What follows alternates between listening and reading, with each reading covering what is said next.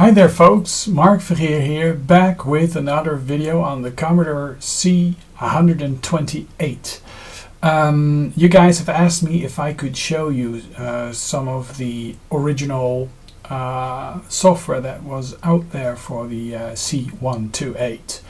Well, software quality actually varies quite a bit. There is software produced by commercial software houses that really is on par or even better than the Commodore 64 software, you know, the games. But there's also a whole load of homebrew games that really do vary tremendously in quality. And yeah, so this is just not an extensive overview of Commodore 128 software that is out there. It's just stuff that I happened to come across, and I thought I'd share it and give you some of my first thoughts and impressions. So let's come and check out some C128 software. So the first bit of Commodore C128 128 software that we're taking a look at is actually called Globe.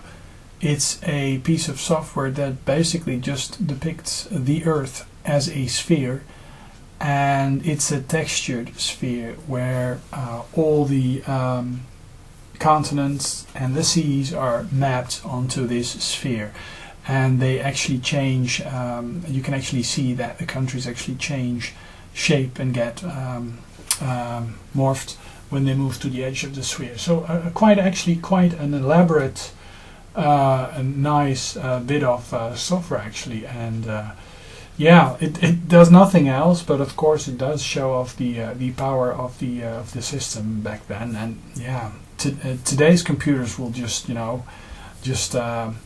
able to do it without breaking a sweat. But yeah, an 8-bit system like the C128, well, really had to work quite hard to pull something like this off.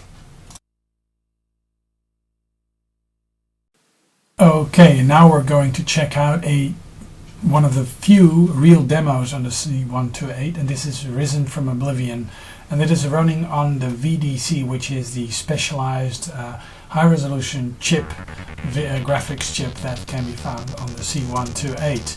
It also has the VIC-2 chip, which is very similar to the one that is found on the C64. The demo actually has two parts. It has a disk that runs on this enhanced graphics, and it also has a VIC-2 mode, but I couldn't get that to grab properly because that demo is actually outputting a bitmapped graphic, high-resolution graphic, multicolored, all over the borders, all over the entire screen. Of course, taking advantage of the faster CPU on the C128. But the grabbing software really doesn't like to display that, so I may actually have to resort to pointing the camera at the screen for that one. But let's check out some of the wonderful stuff that they've managed to produce on this RGB video chip that is also found on the C128. And mind you, this is actually running on the enhanced version of it, because the standalone version, the bread bin-like, the Amiga-like setup, it actually had a lower VDC graphics chip that actually is not capable of outputting so many colors. So you really have to have the high-end, the bigger and fatter C128 graphics chips in order to be able to display stuff like this. And as you can see, this really is using more than 16 colors, and these are the so-called copper bars that I actually am able to program myself on the C64. And yeah, let's let them scroll up and see. Oh yeah, the next part is loading. Smooth scrolling, pixel scrolling on the VDC. Basically, this VDC mode was used for high-resolution 80 columns graphics, and not so much bitmap graphics, and let alone demos or games. But yeah, this is actually one of the few, I think the only demo that really did something like this on the C128. It's funny, in Germany they say Commodore 128. In Dutch they say Commodore 128.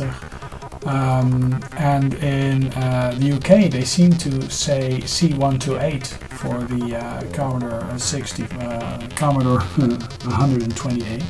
And they also call the Commodore 6464, and that is actually not a very consistent way of talking about the system. But yeah, I've heard from some friends from the UK that the English language isn't known for its consistency. So great, amazing graphics, this one.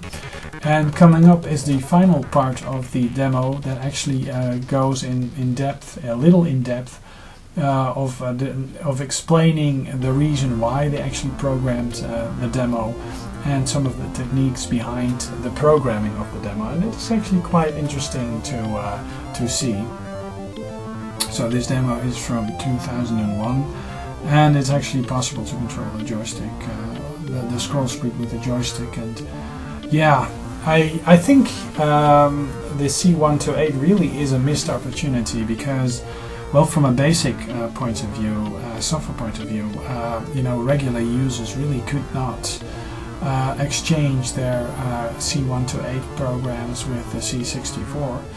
But from a programming, a machine code programming perspective, the C128 in the VIC2 mode with the SID, yeah, is nothing more than an altered C64 with more memories and a faster running system. So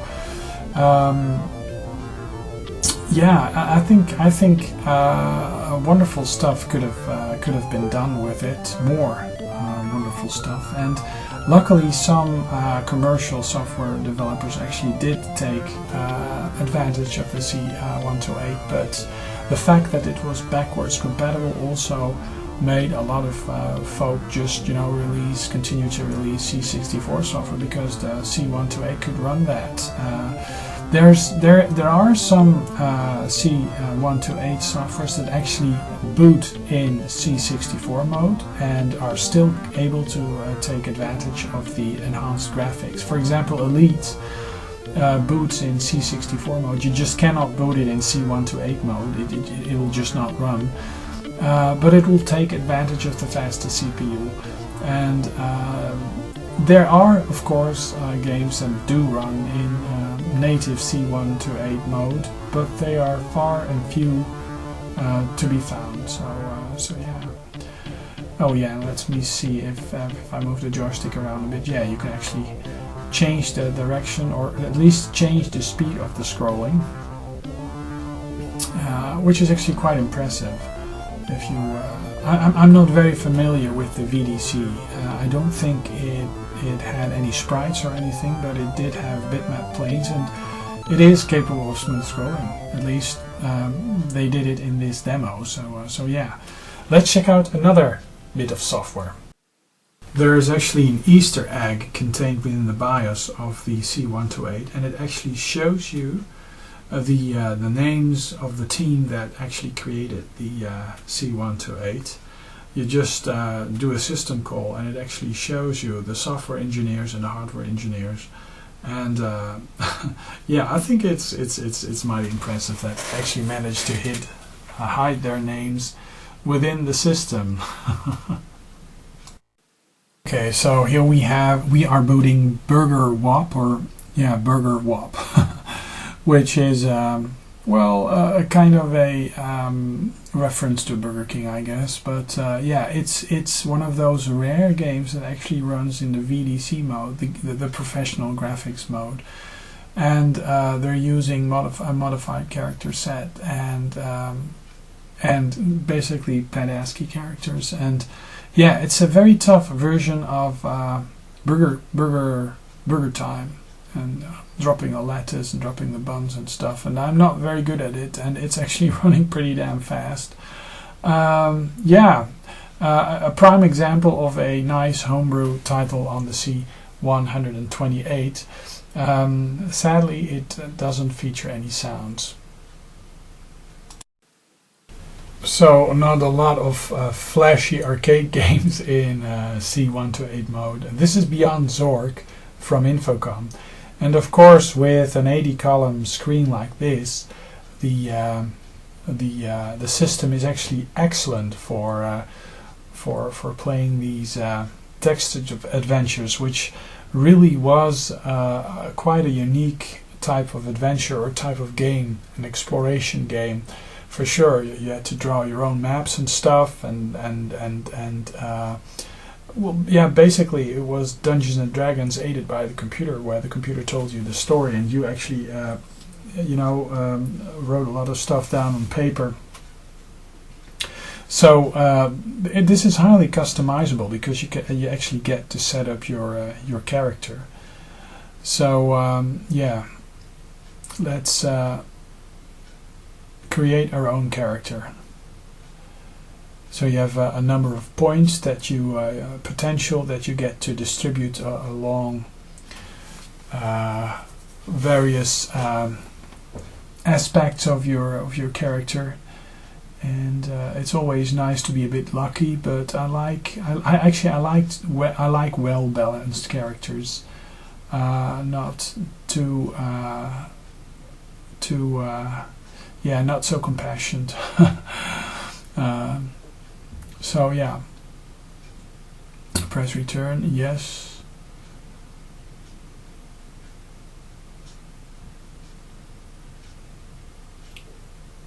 It's male, yes. Well, lactobacillus, of course, or just lacto. Yeah.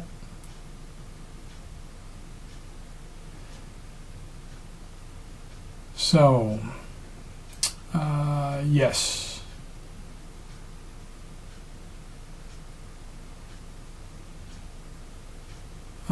Yes. Yes. No, I don't want to save it because I just begin the story. Oh, good thing about this is actually that the game draws the map for you, and you get to type in your commands, and the description will be above, and you'll just roam around. Type examine oak tree, for example, and then it'll just describe you what it does or what action it takes, the results of what you do. Yeah, the parsers were actually often very limited. Just a simple verb with an adjective and a noun. Yeah, you could not converse with a game like this on a very intelligent manner. Actually, text adventures may actually become more vogue, become more in swing again, if the matter in which language would be interested. Would be used would be much more human-like. There's this litmus test that a computer can take, where a person will not be able to distinguish a computer from a real human being in the responses the person gets. But yeah, you catch the drift. I'm just not going to explore much further. But yeah, Zork, Beyond Zork for the C128. Okay, so not many arcade-style games on the C128. There are, for example, The Last V8 is a native game that actually runs on the C128 in C128 mode. But most other softwares, they actually were able to boot from a disk in C128 mode, but actually reverted to C64 mode and actually played the game in C64 mode. So it actually looked like you were playing this in 128 mode, but basically you were playing the ones on the Commodore 64. A good example of a game doing that is actually Coil Cup, and I'll show you. You first see the C128 boot screen, the green screen. You get that when you turn on the computer. I've put a disk in the 1571 disk drive, and the system actually tries to boot it. Well, even if it's a C64 game, if there's a C128 boot sector on the drive, it actually will boot a small program that'll give the Go64 poke or command and you'll see the screen flash blue momentarily and then revert to black, and then the game loads. But it's basically a C64 game running on the C128, where this machine secretly goes to C64 mode.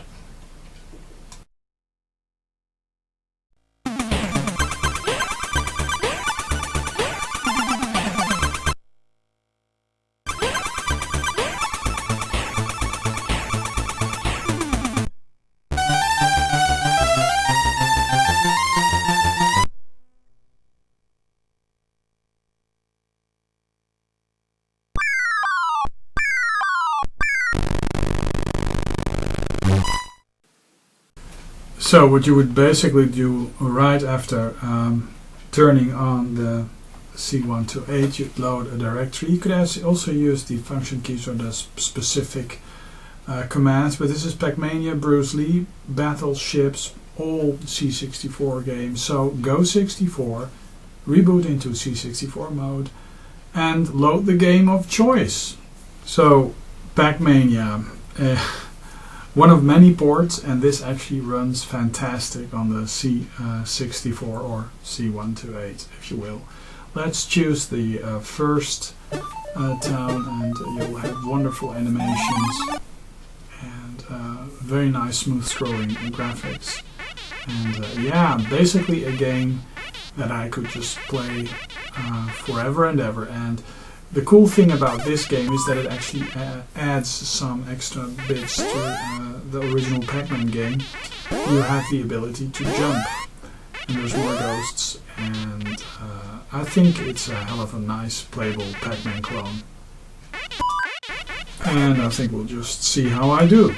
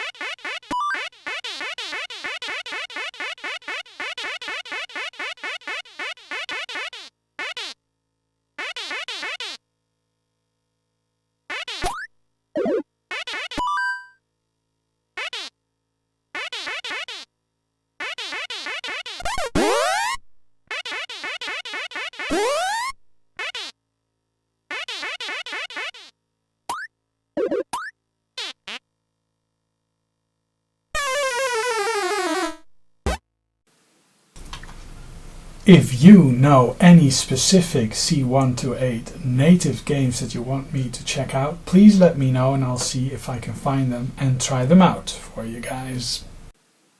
Oh, and thank you all for watching and see you guys in the next video.